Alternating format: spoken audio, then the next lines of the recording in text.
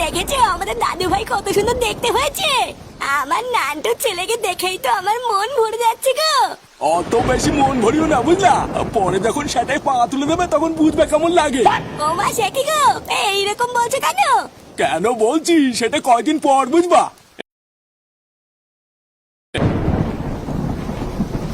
Doctor বাবু, ও doctor বাবু, doctor বাবু একটু বাইরে আসুন না। এই কে? কি এই কারে চাই? বলছি দাদা ডাক্তার বাবু আছে, একটু তাড়াতাড়ি ডেকে দিন না। আসলে আমার বউ মা হবে, খুব ব্যথা উঠেছে, এখনই ডাক্তার বাবুকে যেতে হবে। কিন্তু ডাক্তার বাবু তো বাড়ি নাই, শহরে গেছে রুগী দেখতে। উনার তো ফিরতে ফিরতে সে কাল সকাল হয়ে যাবে। কাল সকাল হবে? তাহলে এখন আমি কি করব? আপনি বরং এখন বাড়ি ফিরে যান, কাল সকালে একবার আসবেন। সেই দিনকে বুঝলাম বিপদ যখন আসে তখন চারিদিক দিয়েই আসে। ডাক্তার বাবু শহরে যাওয়ার কথা শুনে মনের দুঃখে সাত পাঁচ ভাবতে ভাবতে আমিও বাড়ি ফিরে গেলাম। এ কি রে, এতক্ষণ লাগলো তোর আসতে? কই কই ডাক্তার বাবু কই? কি ব্যাপার নান্টু, তুই চুপ করে আছিস কেন? ডাক্তার বাবুকে পেলাম না বাবা। ডাক্তার বাবুকে পেলি না মানে? ডাক্তার বাবু রুগী দেখার জন্য শহরে গেছে, উনি আজকে আসবেন না। পুরো গ্রাম ঘুরে আমি আরো অন্য লোকের কাছে জিজ্ঞাসা করলাম, কিন্তু অন্য কোনো ডাক্তারের খোঁজ কেউ দিতে পারলো না। এ তো মহা বিপদে পড়ে গেল রে। এই বিপদের সময় এবার আমি কি করব? বাইরে এমনিতেই এই দুর্যোগ অধরে বৃষ্টি পড়ছে, এবার আমি বৌমাকে নিয়ে কি করি? হ্যাঁ গো, নান্টুকে ডাক্তার ডেকে আনলো।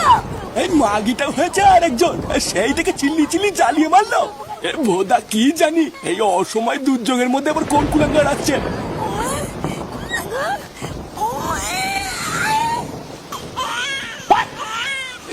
কি হইলো? চোদ না হলে কি আবার একা একা ককাত করে বেড়াই গেল নাকি? এই দেখো তাড়াতাড়ি এসো, ঘরে কার্তিক এসেছে গো। ব্যাপারটা তো ঠিক বুঝলাম না, কি হইলো?